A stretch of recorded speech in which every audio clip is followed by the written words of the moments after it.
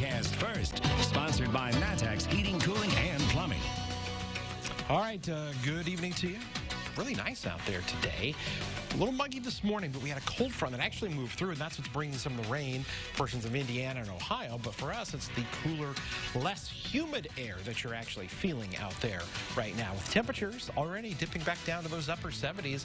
Taylorville, Mattoon at 79 degrees. Cool spot is Jacksonville. They're 77, but still holding on to a strong 83 in Paris and Danville. Through tonight, another gorgeous evening with temperatures down to 67 by 11 o'clock. We're thinking upper 50s to begin tomorrow. And another nice day. But rain is in the forecast. Storms return. Maybe some severe weather. We'll show you who's under the gun and when we come back. WCIA 3 News starts right now. Now from WCIA 3 News. I was like, what just happened? Their 3-year-old came home from school with bruises. What happened when they said a teacher's aide was responsible.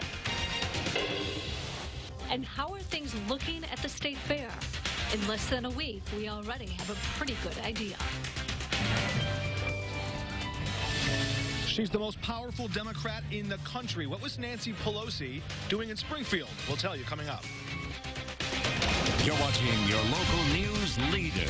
This is WCIA 3 News at 6. She's only 4. She shouldn't have to be going through any of that. 2 parents in Rossville say their daughter was abused by a teacher's aide, but others say that's not how it happened. Good evening, I'm Paul Cicchini. And I'm Jennifer Roscoe. Cadence Brill was 3 when her parents say the aide hurt her.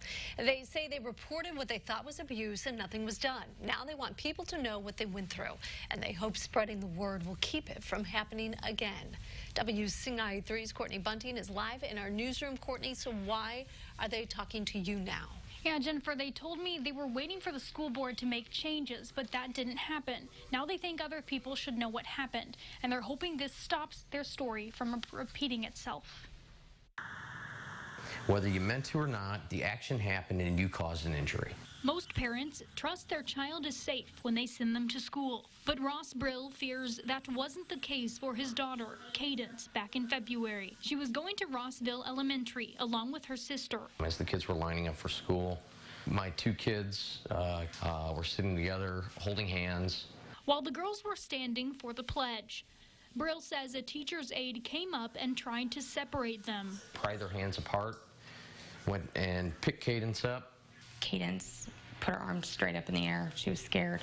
Brill says it left redness around Cadence's armpits. It later turned into bruising. The couple met with school leaders that afternoon.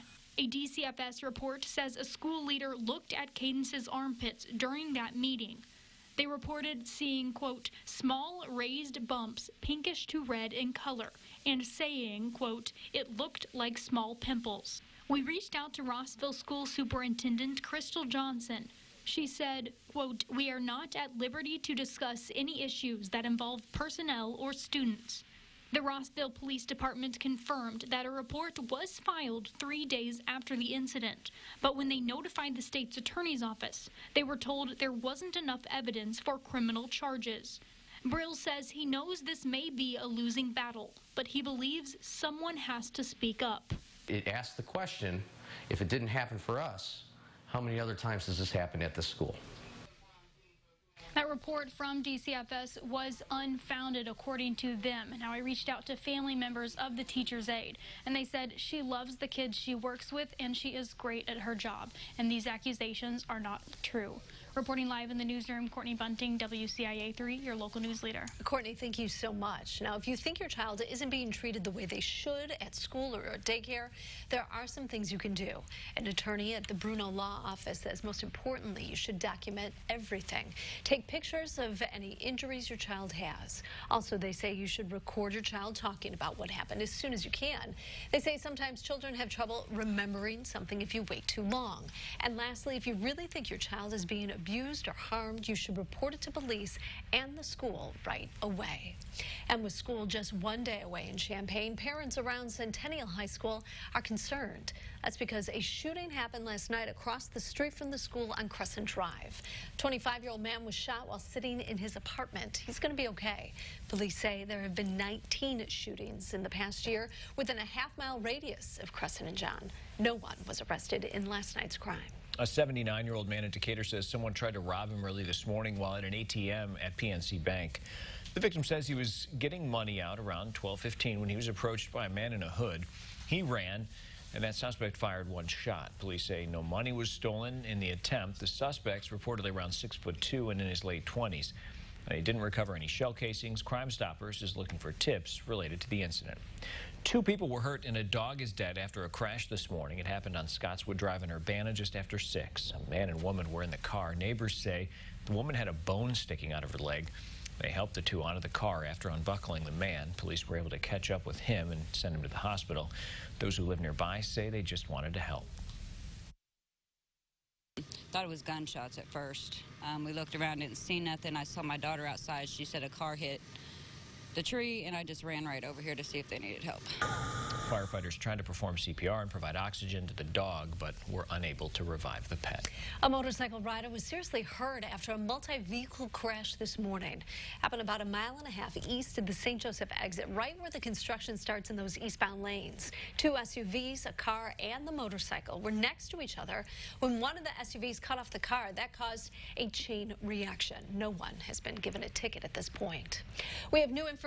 An endowment to honor Illinois scholar Ying Zhang is set to become official. The U of I says it'll happen Monday at the Atlanta Union. The Zhang family established the endowment to help international students in crisis and their families. They provided the lead gift for the endowment. Today marks the start of a 2-day political stretch at the state fair, and Democrats kick things off with a big name. That's right. House Speaker Nancy Pelosi headlined the annual Democratic County Chair Brunch this morning and rallied Democrats ahead of next year's election. WCIA 3's Capitol Bureau Chief Mark Maxwell was there, and he's live now at the fairgrounds. Mark, Pelosi's appearance adds an interesting flavor to the race for Congress here in central Illinois. Paul, indeed it does. Good evening. The name Nancy Pelosi is a political lightning rod in these parts, and we saw her embrace Democrat Betsy Dirksen-Londrigan today. That's something Republican Congressman Rodney Davis may try to exploit and use against her in this campaign. But Pelosi's appearance was about far more than just one district or one race. This, in the middle of the country, provided an interesting backdrop for the speaker. As her party surges leftward, it provides a chance for her to fight and stake her claim, fighting for middle ground, both on the political spectrum and on the map. Are you ready for us to expand our majority in the House by electing Betsy Dirksen-Londrigan? House Speaker Nancy Pelosi visited Springfield Wednesday morning, hoping to take another Democrat back to Congress with her next year. Republicans often malign Pelosi as a coastal elitist. Ads describing me as a San Francisco liberal, which I proudly am. She says it gets under her skin, but doesn't get her down. They were saying it in a derogatory way. It didn't work.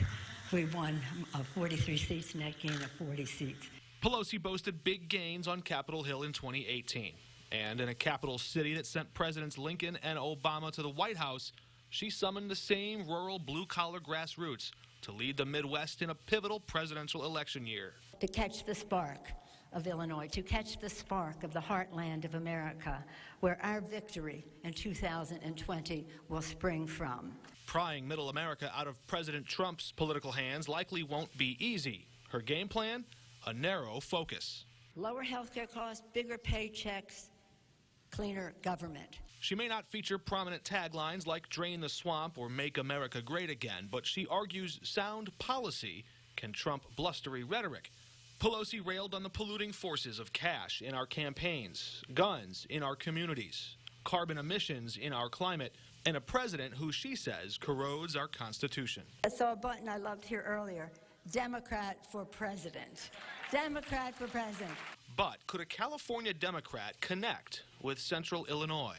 I come from a very rural state, California, and in our state as well as across the country, farmland, farm country is essential to the well-being of our country and our industry and our exports and the rest. Speaking of farm country, Speaker Pelosi later met with the Illinois Farm Bureau alongside Congresswoman Sherry Bustos, another powerful figure in Illinois politics and on Capitol Hill. Congressman Rodney Davis's campaign shot back, saying it's pretty telling that Speaker Nancy Pelosi can't name a single accomplishment for rural America under her leadership as Speaker. The two trading barbs over agriculture. But again, Speaker Pelosi firmly embracing Illinois as this blue state in the Midwest that bridges between the Rust Belt and the Great Plains, hoping it may pay off come next November. Paul? Yeah, who knows, maybe won't be her only stop to Illinois before this 2020 race is over. Mark Maxwell at the State Fair in Springfield. Mark, thanks. And the State Fair is just halfway through. Why, it has been a record-setting 5 days. Also tonight. Well, our home is needed because there's not enough shelters or homes for women. And the safe house could be coming to one residential neighborhood. Why some who live there aren't too happy about it. Showing off our new camera, the roofing giant Adams Memorial camera that's on Memorial Stadium, but we can zoom in so far. You can see the bell tower. Look at the wind farms there off in the distance. Those are well north of I-74, several miles away. And you can now see those on our cameras. That'll become a great tool during severe weather. 84, 63 degrees, the highs and the lows today, both of those running just above normal. Coming back, we'll talk about a nice night, the rain chances, and when things warm back up.